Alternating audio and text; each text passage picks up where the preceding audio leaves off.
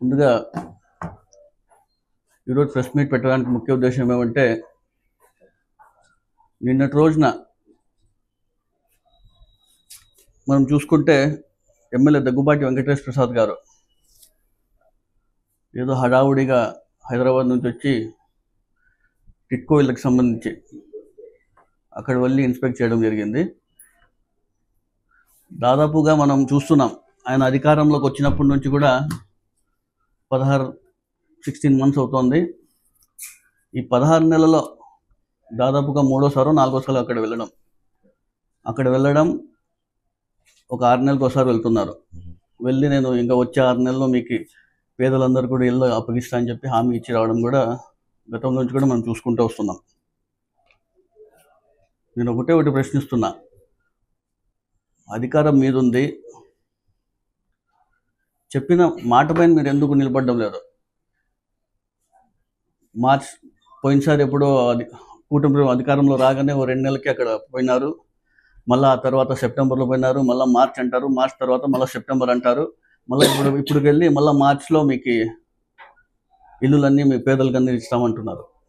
నేను ఒకటి చెప్తున్నా. ఇంకోటి, గతంలో వైసీపీ ప్రభుత్వం అధికారంలో ఉన్నప్పుడు జగన్మోహన్ రెడ్డి గారు అంతా నాశనం చేసినారు, ఏ ఒక్క ఇల్లు పేదలకు ఇవ్వలేదని చెప్పి కూడా మాట్లాడడం జరుగుతుంది. 2014 నుంచి 19 వరకు అప్పుడు మీరు కూడా కన్స్ట్రక్షన్ చేయడం జరిగింది, ఆ ఇల్లులు, టిట్కో ఇల్లులు.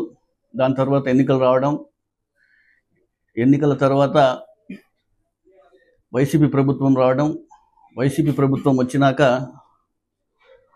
కరోనా పరిస్థితి, 2 ఏళ్ళు కరోనాగా ఉంది.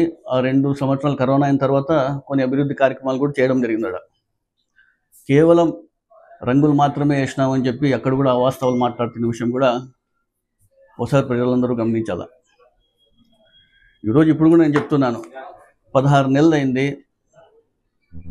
ఈ 16 నెలల కాలంలో మీరు ఏ ఒక్క పిల్లనా అక్కడ పెట్టారా?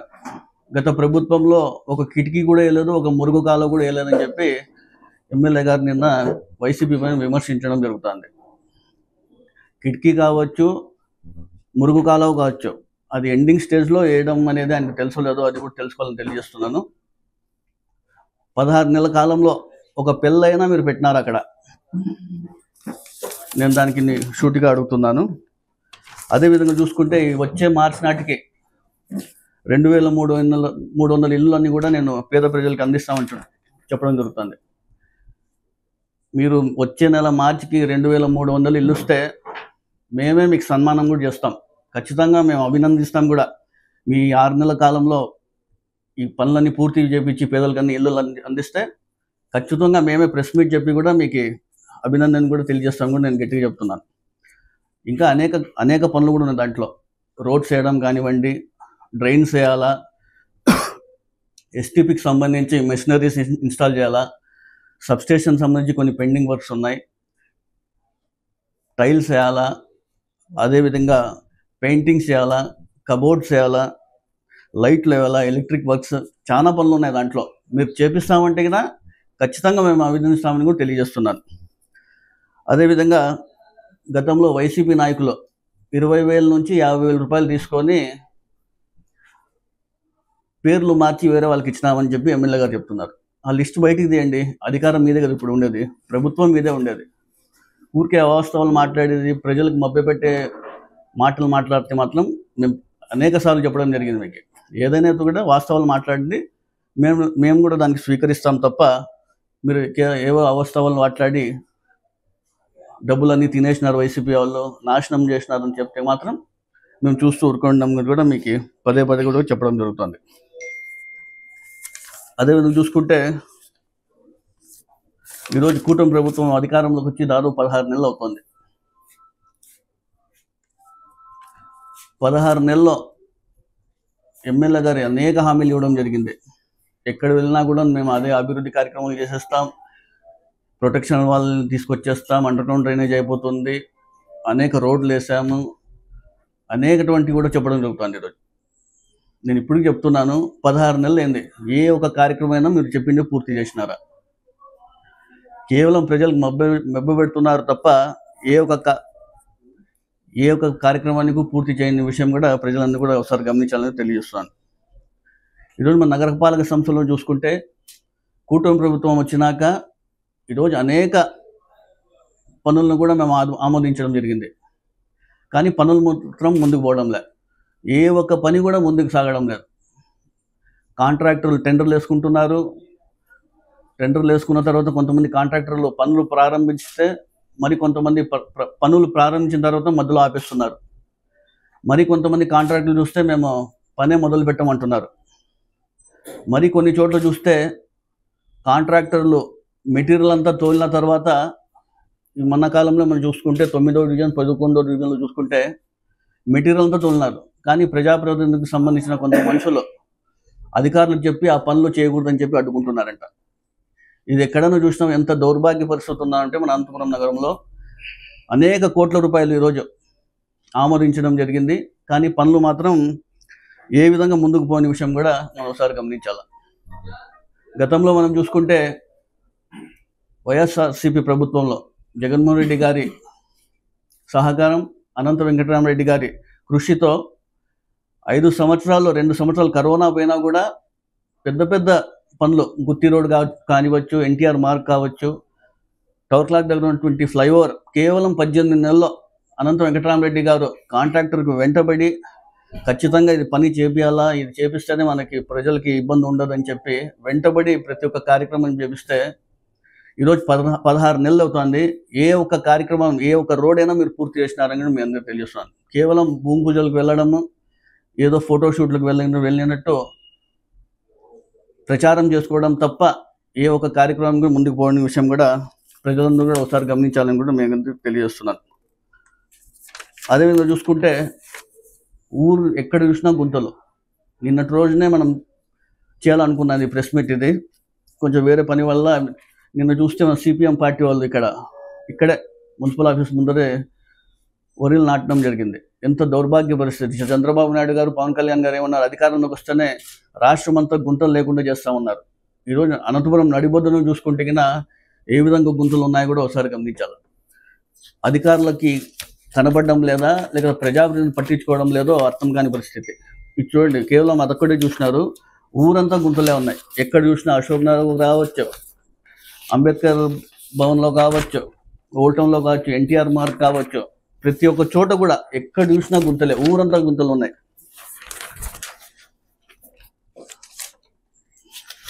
ఇది చూడండి, ఎక్కడ చూసినా గుంతలే ఉన్నాయి.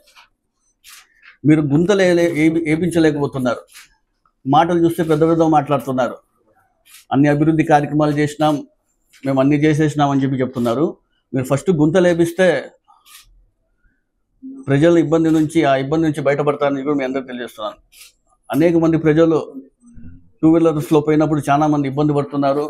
ఈ గుంతలతో చాలా ఇబ్బంది పడుతున్న విషయం కూడా ప్రజలందరూ కూడా ఒకసారి గమనిస్తున్నారు. మీరు తొందరగా ఈ గుంతల విషయంలో చొరవ చూపించాలని కూడా తెలియజేస్తున్నాను.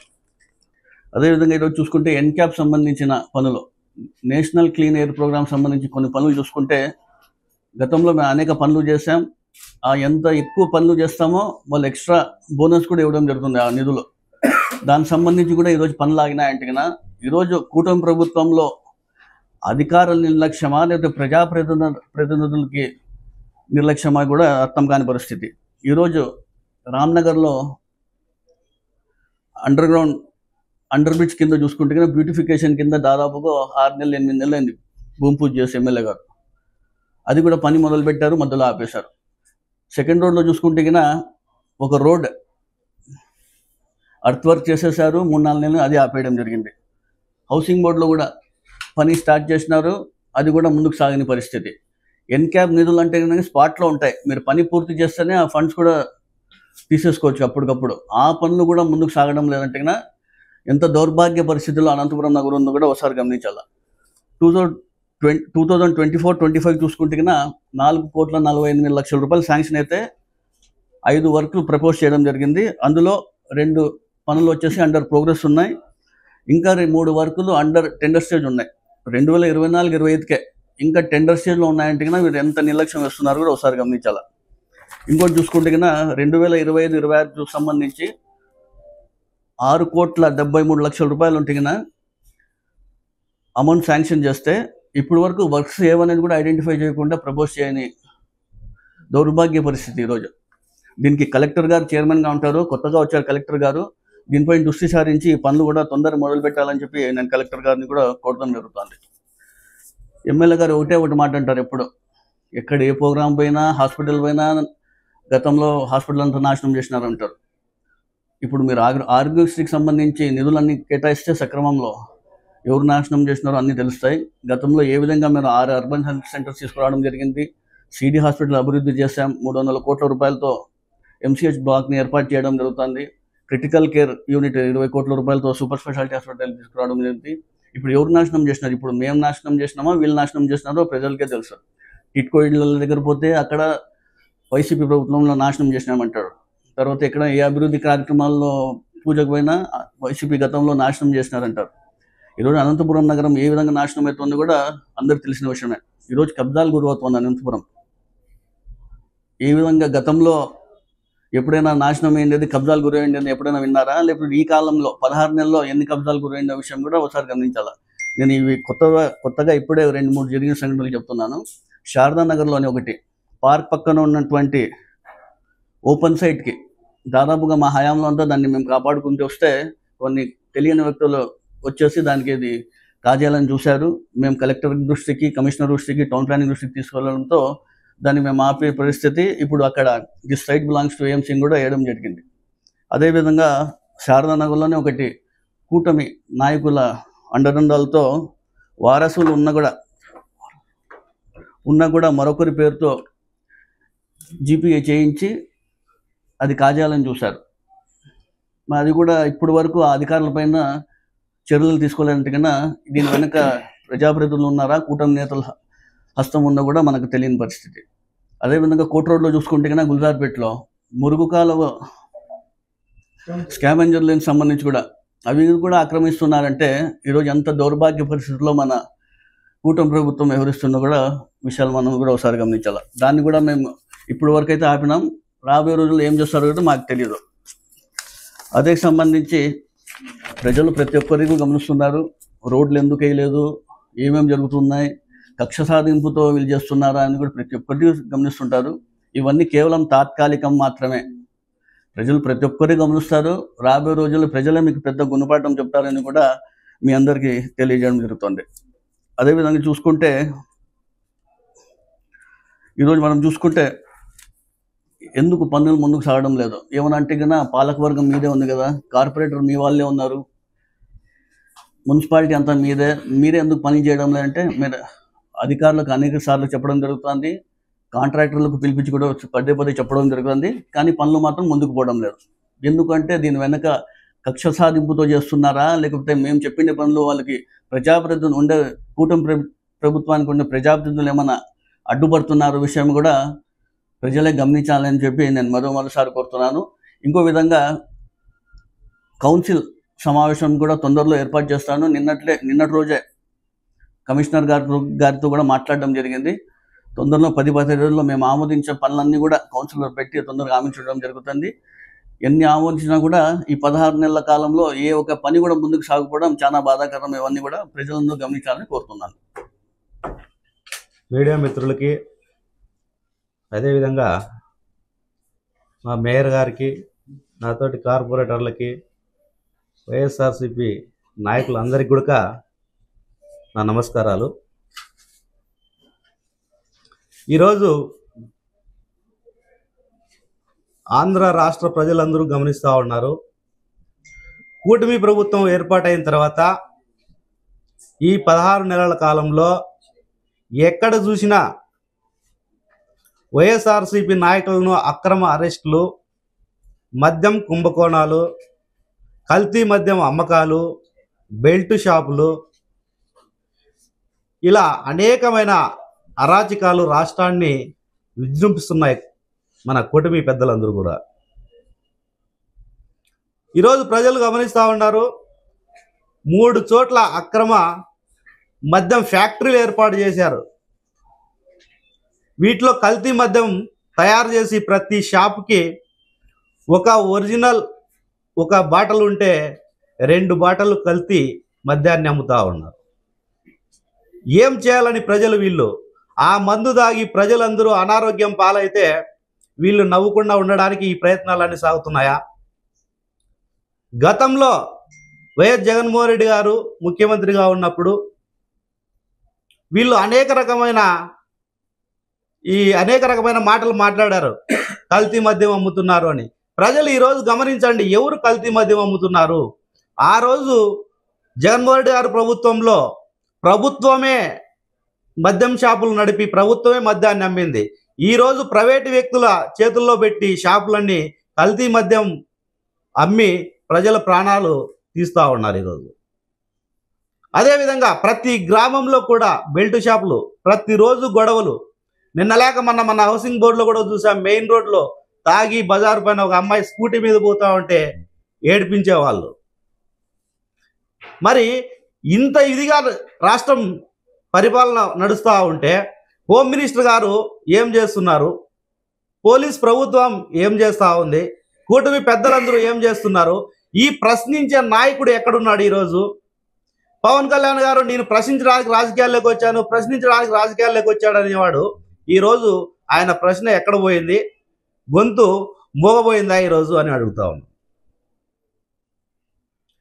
మరి ఒక మద్యమే కాకోకుండా ఈయన చెప్పిన సూపర్ సిక్స్ హామీలు ఒక్కటి కూడా నెరవేర్చలేకపోయాడు. గత ప్రభుత్వంలో ప్రతి నెల ప్రతి సచివాలయం దగ్గర పండగే. ప్రజలు ఎంత ఆనందంగా ఉన్నారు చూడండి. ఎన్ని సంక్షేమ పథకాలు ఇచ్చాడు, ఎంత అభివృద్ధి జరిగింది, ఇవన్నీ కూడా ప్రజలు ఓసారి గమనించండి. ఏ నాయకుడైతే పరిపాలన బాగుంటుందో కూడా ఒకసారి చూడండి.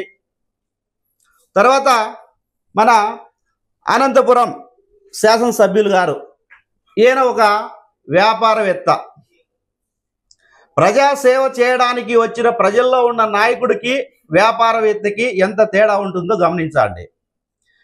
గత ప్రభుత్వంలో అనంత వెంకటరామరెడ్డి గారు శాసనసభ్యులు అయినప్పటి నుండి ప్రజల్లో ప్రతిరోజు తిరిగేవాళ్ళు, ప్రజలకు అందుబాటులో ఉండేవాళ్ళు. ఈరోజు దగ్గుపాటి వెంకటేశ్వర ప్రసాద్ గారు వారంలో 7 రోజుల్లో 5 రోజులు ఆయన వ్యాపారం చేసుకుంటాడు, 2 రోజులు మాత్రమే ప్రజల్లో ఉంటాడు. ఈ 2 రోజులు ఏం చేస్తాడు? చంద్రబాబు నాయుడు అంటే వాళ్ళ నాయకుడు ఏ విధంగా ఎన్నికలకు ముందు అబద్ధ హామీలు ఇచ్చాడో అంతకంటే ఎక్కువ అబద్ధపు హామీలు ఇచ్చాడు ఈయన వచ్చి 2 రోజుల్లో. మరి నువ్వు ఇచ్చిన హామీలన్నీ ఒకటన్నా నెరవేర్చావా ఇప్పటి వరకు? ఈ 16 నెలల కాలంలో నీవు ఏం చేసావు అనంతపురం ప్రజలకి? మేము మా కౌన్సిల్లో ఆమోదించిన పనులు కూడా ఇప్పటికీ ముందుకు కదలడం లేదు. కారణం ఎవరు? నువ్వా, నీ అనుచరులా? ఏం జరుగుతూ ఉంది?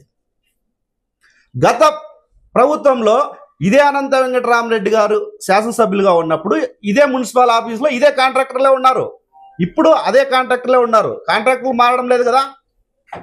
మరి ఆ రోజు ఆయన ఇచ్చిన భరోసా, అనంత వెంకటరామరెడ్డి గారు శాసనసభ్యులుగా ఉన్నప్పుడు కాంట్రాక్టర్లకు ఇచ్చిన భరోసా, అది నాయకుడు లక్షణం. ఆయన ఇచ్చిన భరోసా వల్లే 1200 కోట్ల రూపాయలు అనంతపురం అభివృద్ధి చెందింది. ఇదే ప్రతి సచివాలయానికి గత ప్రభుత్వంలో 20 లక్షల రూపాయలు అభివృద్ధికి ఇచ్చారు, శాంక్షన్ చేశారు. వాటికి ఇదే కాంట్రాక్ట్లే ఉన్నారు. ప్రతి సచివాలయం పరిధిలో 20 లక్షల రూపాయల వర్కులు కంప్లీట్ చేశారు, దాదాపు 16 కోట్ల రూపాయలది. అంటే అక్కడ నాయకుడు ఏ విధంగా కాంట్రాక్టులకు భరోసా ఇచ్చాడో, నీకు బిల్లు రాకపోతే నేను ఉన్నానని భరోసా ఇవ్వడం వల్ల ఈ అభివృద్ధి జరిగింది. మరి ఈరోజు ఈ శాసనసభ్యులు గారు వాళ్ళకి భరోసా ఇవ్వడంలా, నాకు కమిషన్లు ఇస్తారా ఏంటి పరిస్థితి అనే రకం అయిపోయింది. ఇది నేను కాదనండి, మీ నాయకులే, మీ టీడీపీ వార్డులో ఉన్న డివిజన్లో ఉన్న నాయకులే మాట్లాడుతున్న మాటలు ఇవి.